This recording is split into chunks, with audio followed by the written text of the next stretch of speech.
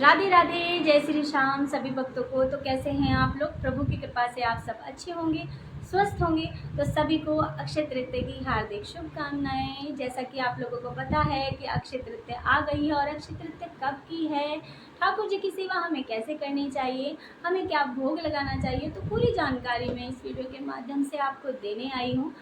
और आप इस वीडियो को पूरा देखिएगा। अगर आपको वीडियो अच्छी लगे तो प्लीज़ लाइक शेयर कमेंट जरूर से कीजिएगा। तो चलते हैं कि अक्षय तृतीया आपकी बार कब की है। तो अक्षय तृतीया आपकी बार 2025 में 30 अप्रैल की है। तो हाँ जी, 30 अप्रैल की। तो अक्षय के नाम से आप जान गए होंगे, अक्षय मतलब इसका कभी से ना होना। तो आज के दिन जो भी आप दान पुण्य करते हैं उसका दुगना फल आपको मिलता है। मुझे दान पुण्य करना चाहिए, लेकिन कहते हैं कि अक्षय तृतीया पर जितना दान पुण्य करते हैं उसका दुगना फल आपको मिलता है। तो आप पूछोगे कि क्या क्या दान करना चाहिए, तो मैं आपको बता दूं, जो भी आपके पास सामर्थ्य हो आपको सभी चीज़ों का दान पुण्य करना चाहिए। जैसे वस्त्र हो गया, अनाज हो गया, सोना चांदी, जो भी आपके पास हो आप दान कर सकते हैं। तो आपको सभी दान करना चाहिए। तो अब जान लेते हैं कि अक्षय तृतीया इतनी खास क्यों है। तो जैसा कि आप लोगों को पता होगा कि हमारे श्रीमन नारायण जी के 24वें अवतार में जो परशुराम जी हैं उनका प्रकट्य भी आज ही के दिन हुआ था। बद्रीनाथ के पट जो थे वो भी आज ही के दिन खुले थे, और जगन्नाथ जी के रथ यात्रा की जो रथ होता है उसका बनना भी आज ही के दिन शुरू। हमारे जो बिहारी जी हैं उनके चरण दर्शन भी आज ही के दिन कराए जाते हैं। और हमारे सुदामा जी आज ही के दिन बिहारी जी से मिले थे। तो हुई ना ये हमारी अक्षय तृतीया कितनी खास। तो अक्षय तृतीया इसीलिए इतनी खास है क्योंकि इसमें बहुत अच्छे अच्छे काम हुए थे। तो अब जान लेते हैं कि ठाकुर जी की सेवा हमें कैसे करनी है। जैसा कि आप लोगों को पता है कि वृंदावन के बिहारी जी के मंदिर में कामदा एकादशी से हरियाली अमावस्या तक फूल बंगले बनने शुरू हो जाते हैं। तो कामदा एकादशी से हरियाली अमावस्या तक फूल बंगले बनता है हमारे बिहारी जी के मंदिर में। और उन फूलों से और इत्र की सेवा से हमारे बिहारी जी का जो मंदिर है वो महकता रहता है। तो आप सभी को अपने ठाकुर जी के लिए फूल बंगला बनाना है और अपने ठाकुर जी की सेवा करनी है फूलों से, और ठाकुर जी के मंदिर को सजाना है, ठाकुर जी के फूल बंगला बनाना है। तो आप भी अपने ठाकुर जी के ऐसे ही फूल बंगला बनाइएगा, उनको सेवा दीजिएगा, इत्र सेवा दीजिएगा। अगर आपके पास में ओरिजिनल फूल नहीं है तो आप आर्टिफिशियल फूलों से भी अपने ठाकुर जी के मंदिर को सजा सकते हैं, फूल बंगला बना सकते हैं और इत्र सेवा दे सकते हैं। तो ये तो अब जान लेते हैं कि चंदन यात्रा क्या होती है। जैसे आप लोगों को पता है कि बहुत ज़्यादा गर्मी है और गर्मी हमें लगती है तो हमें भी ठंडक चाहिए। तो ऐसे ही हमारे ठाकुर जी को भी बहुत गर्मी लगती है और उनको ठंडक प्रदान करने के लिए हमें चंदन लगाते हैं, तो चंदन सेवा देते हैं। तो ऐसे ही अक्षय तृतीया से चंदन सेवा शुरू हो जाती है। तो आप अपने ठाकुर जी को चंदन कैसे लगाएंगे, तो आपके पास गोपी चंदन होगा या कोई भी चंदन आपके पास अवेलेबल हो, उसको आप उसमें गुलाब जल, इत्र, कपूर और आपके पास तुलसी मंजरी का जो पाउडर होगा उसको मिलाकर आप एक पेस्ट बनाएंगे और पेस्ट बनाकर अपने ठाकुर जी को लेपन करेंगे। अगर आपके पास में ओरिजिनल चंदन की लकड़ी हो तो उसको घिसकर भी आप ठाकुर जी के लिए पाउडर एक पेस्ट बनाएंगे और पेस्ट का लेपन आप ठाकुर जी को करेंगे। तो ऐसे ही आपको करना है। और सुबह सुबह जैसे आप अपने ठाकुर जी को उठाते हैं ऐसे ही अपने ठाकुर जी को उठाना है, उनको पंचक स्नान कराना है। पंचक स्नान करने के बाद फिर ये चंदन लेपन आपको ठाकुर जी का करना है। तो ये तो हो गया कि हमें अपने ठाकुर जी को चंदन का लेपन करना है। और अब जान लेते हैं कि हमें अपने ठाकुर जी को क्या भोग लगाना है। तो आज के दिन ठाकुर जी का जो भोग होता है, वैसे तो सभी भोग ठाकुर जी को अर्पित करना चाहिए। जैसे कि ठंडक प्रदान करने वाले जो ठाकुर जी के लिए भोग होते हैं वो ठाकुर जी को खिलाना पिलाना चाहिए। लेकिन सत्तू का जो भोग होता है वो बहुत अनिवार्य होता है अक्षय तृतीया पर। तो आप अपने ठाकुर जी के लिए सत्तू का जूस बना सकते हैं, आम रस पिला सकते हैं, आम पन्ना पिला सकते हैं, ठाकुर जी के लिए ठंडाई बना सकते हैं। ठाकुर जी को आप तरबूज, खरबूजा सभी का भोग लगा सकते हैं, लस्सी, दही जो भी आपके पास अवेलेबल हो ठाकुर जी को आप भोग लगा सकते हैं। खीरे का भोग लगा सकते हैं, फलों का भोग लगा सकते हैं, जो ठंडक प्रदान करने वाली चीज़ें होती हैं आप सभी का ठाकुर जी को भोग लगा सकते हैं। तो और सत्तू आप घर में भी बना सकते हैं। जो चने का सत्तू होता है, चने लाकर आप फीके चने लाएं और उनको भूनकर फिर उनको पीस कर आप ठाकुर जी के लिए सत्तू बनाएं और सत्तू का रस का जूस का भोग लगाएं। आप गन्ने के जूस का भी भोग लगा सकते हैं। तो ये तो हो गया हमारे ठाकुर जी को भोग कि हम क्या क्या ठाकुर जी को भोग लगाएं। तो अब जान लेते हैं कि जब ठाकुर जी को आप चंदन श्रृंगार करते हैं तो वो चंदन सूखता रहता है। तो चंदन जब सूखता है तो ठाकुर जी को भी तकलीफ होगी।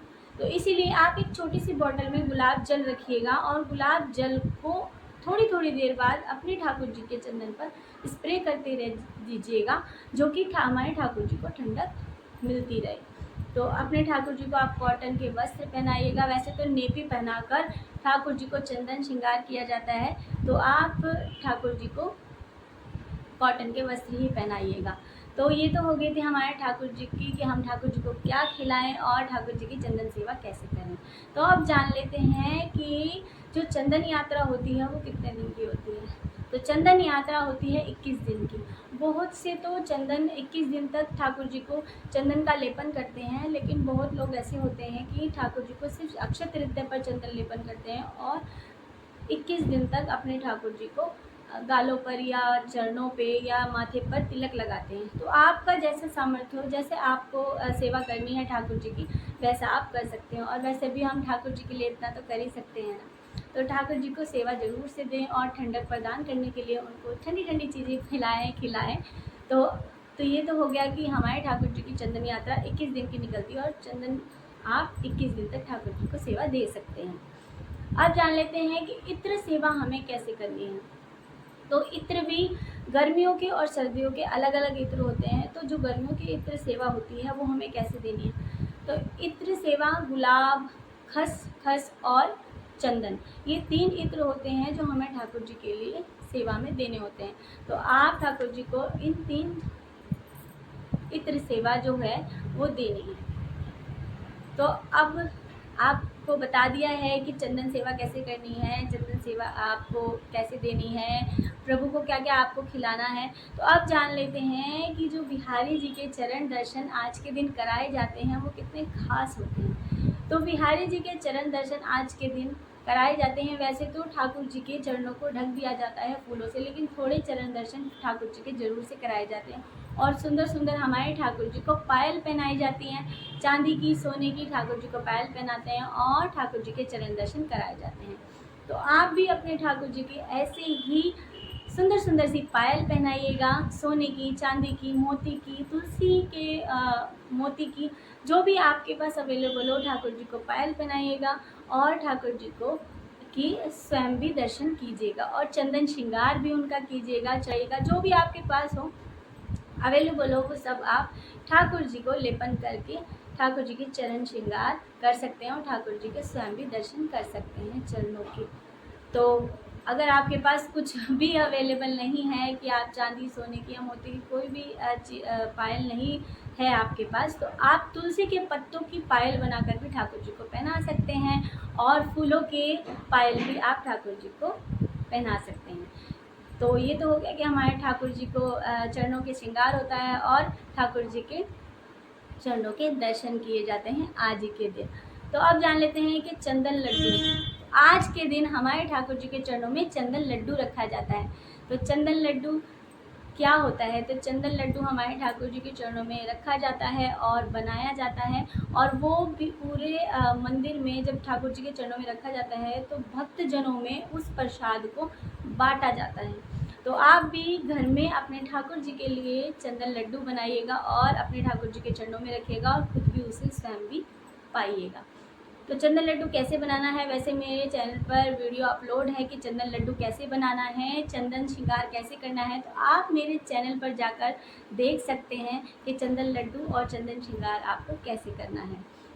तो चंदन लड्डू आपको कैसे बनाना है वो मैं अभी बता देती हूँ। तो आपको मैं बता देती हूँ, आपके पास गोपी स्टिक है, अगर आपके पास कोई भी चंदन हो, केसर चंदन हो या पीला चंदन हो, लाल चंदन हो, तो आप उसका भी पाउडर में गुलाब जल, इत्र, तुलसी मंजरी का पाउडर डालकर उसको एक छोटा छोटा सा डो बनाकर उसका एक गोल गोल बना लेंगे और गोल गोल बनाने के बाद फिर उसको जब वो बन जाएगा तो तो उस पर एक तुलसी पात्र रखेंगे और वो अपने ठाकुर जी के चरणों में रखेंगे और चरणों में रखकर फिर अगले दिन उसको उठाएंगे और खुद भी प्रसादी में उसको लेंगे। तो ये हमारे ठाकुर जी का चंदन लड्डू कैसे बनेगा और कैसे बनाया जाता है तो आप देख सकते हैं। तो अब जान लेते हैं सबसे महत्वपूर्ण बात। ये दिन लक्ष्मी माता जी की पूजा की जाती है और लक्ष्मी माता जी की पूजा करना भी बहुत ज़्यादा अनिवार्य है, क्योंकि अक्षय तृतीया और अक्षय तृतीया पर लक्ष्मी माता की पूजा होती है। तो लक्ष्मी कहते हैं कि आज के दिन स्वर्ण खरीदना भी बहुत ज़रूरी होता है। कहते हैं आज के दिन सोना चांदी खरीदना चाहिए। जो भी आपके पास सामर्थ्य हो वो आप खरीदें।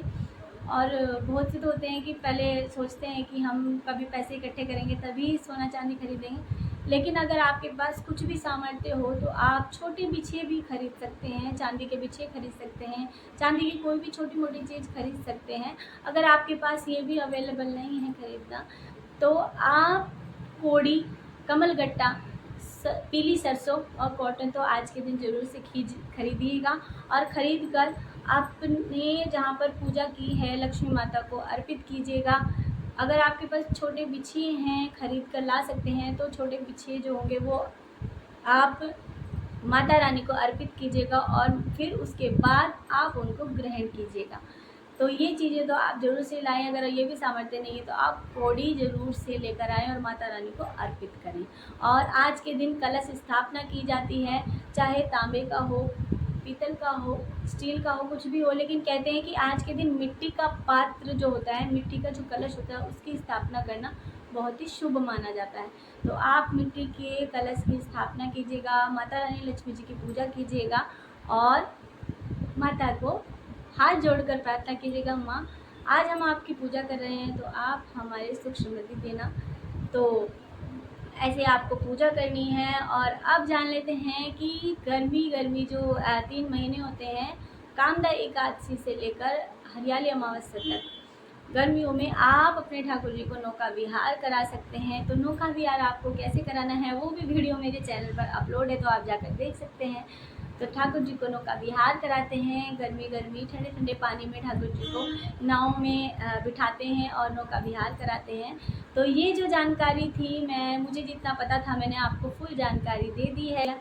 अगर ये आपको वीडियो अच्छी लगे तो प्लीज़ मुझे लाइक शेयर कमेंट जरूर से कीजिएगा। मेरे चैनल पर आप नए हैं तो सब्सक्राइब कीजिएगा, बेल आइकन बटन को प्रेस करना मत भूलिएगा। तो राधे राधे, जय श्री श्याम।